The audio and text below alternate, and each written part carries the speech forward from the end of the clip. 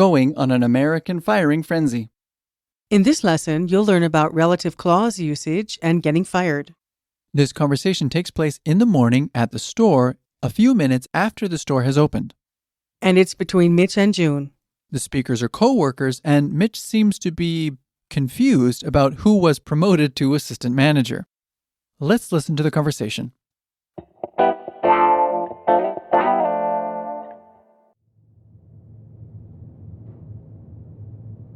Where is everybody?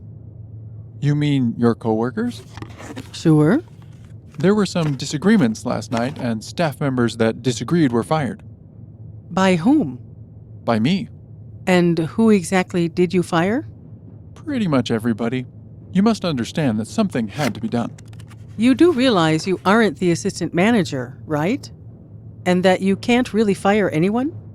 Well, the staff members I fired certainly seem to have taken it to heart, because they're not here. Well, go ask them to come back. I can't do that. And why not? Because then they will not fear me. Why on earth would any of them need to fear you? Are you nuts? I know. Big John is going to come in here and see that there's no one working, and he's going to fire me. You should have thought of that before you tried to strike fear into the hearts of your coworkers.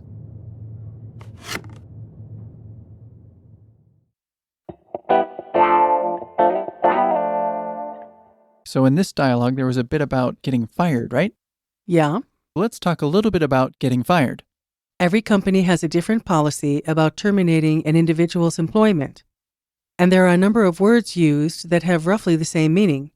The most common term is to get fired. This means that the company terminated your employment. Usually getting fired is a consequence of some kind of misconduct while at work. In other words, the employee did something wrong and was therefore fired. Another very common term is to quit. This means that you terminate your employment with the company. The main difference being that it was your choice to leave the company as opposed to the company choosing to fire you. It is this difference in meaning that is played on in films when you hear the actors say, "You can't fire me, I quit." Another similar phrase is to get laid off. This phrase is when the company terminates the employment of an individual. The difference between getting laid off and getting fired is that getting laid off does not require any kind of misconduct on the part of the employee or the company. An employee is usually laid off because of financial reasons within the company. Let's take a look at the vocabulary for this lesson. The first word we'll look at is Fired. dismiss an employee from a job. Informal. Fired. Fired. Our second word is Disagreements. lack of consensus or approval. Disagreements. Disagreements. Our third word is Disagree. have or express a different opinion. Disagree. Disagree. Our next word is Staff. all the people employed by a particular organization. Staff. Staff. Next is Nuts. insane. Nuts. Nuts. Our next word is Drug.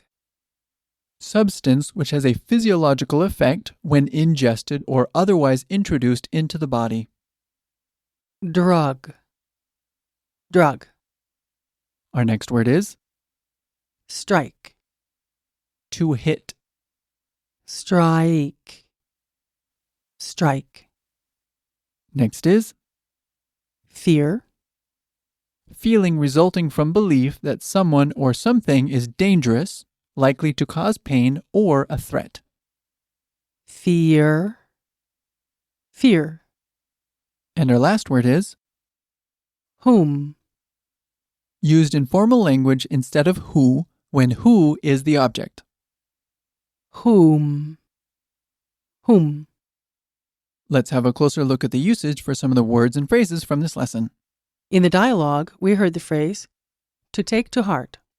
To take to heart means that you take something, typically an order from a superior, as supremely important. For example, a boss tells his employee to be as efficient as possible.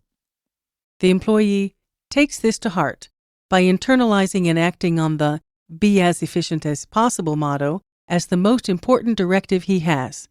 Typically, he then begins restructuring his entire workflow and department, if he can, to be as efficient as possible. Could you break this down for us? To take to heart. And one time fast. To take to heart. What's next? Our next phrase is, "Are you nuts?" Now, "are you nuts" is an idiom that means, "are you crazy?" There are many theories as to why this phrase exists in English. However, the most generally accepted stems from a colloquialism referring to a person's head as their nut. Over time, the meaning was converted to the meaning that we have today. In Great Britain, you can hear people referred to as nutters to mean that they are crazy. Could you break this down for us? Are you nuts? And one time fast. Are you nuts? Excellent. Let's take a look at the grammar point. So Barbara, what's the focus of this lesson? The focus of this lesson is relative clause usage. In the dialogue, we heard the phrase, "There were some disagreements last night, and staff members that disagreed were fired." relative clauses provide extra information. This information can either define something, a defining clause, or provide unnecessary, but interesting, added information, a non-defining clause. Relative clauses are usually introduced by a relative pronoun, who or whom, which, that, whose, but that is only a tendency, not a rule. Sometimes the relative clause is introduced by where, why, or when instead of a relative pronoun, or by no relative pronoun at all. You need to consider a few things when deciding which relative pronoun to use. First is the subject and object of a relative clause. Second, does it refer to a person or an object? And third, is the relative clause a defining or non-defining relative clause?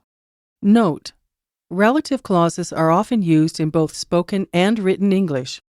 Some say there is a tendency to use non-defining relative clauses mostly in written rather than in spoken English. First, we'll look at defining relative clauses. The information provided in a defining relative clause is crucial in understanding the meaning of the sentence. For example, the document that I need has Bahamas written at the top. The purpose of a defining relative clause is to clearly define who or what we are talking about. Without this information, it would be difficult to know who or what is meant.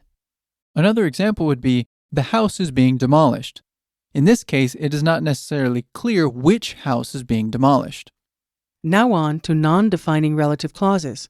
Non-defining relative clauses provide interesting or additional information, but information that isn't essential to understanding the sentence. For example, Miss Jackson, who is very tall, lives on the corner. The phrase, who is very tall, could be removed from the sentence, and the sentence would still make sense. Just a quick note about punctuation and non-defining relative clauses. If the non-defining relative clause occurs in the middle of a sentence, a comma is put before the relative pronoun and at the end of the clause. For example, it's Miss Jackson, comma, who is very tall, comma, lives on the corner. If the non-defining relative clause occurs at the end of a sentence, a comma is put before the relative pronoun. Also, in defining relative clauses, there are no commas.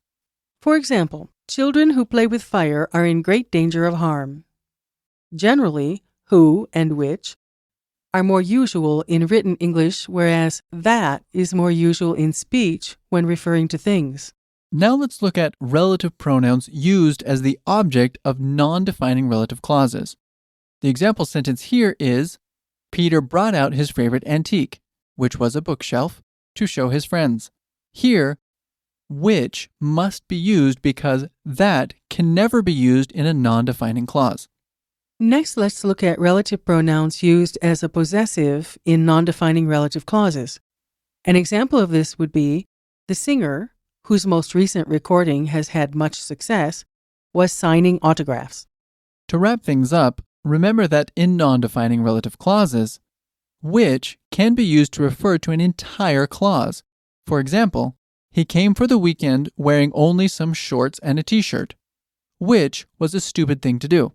Also, remember that after numbers and words like many, most, neither, and some, we use of before whom and which in non-defining relative clauses. An example would be, dozens of people had been invited, most of whom I knew. That just about does it for today. Thanks for being with us. Thanks for listening. Bye.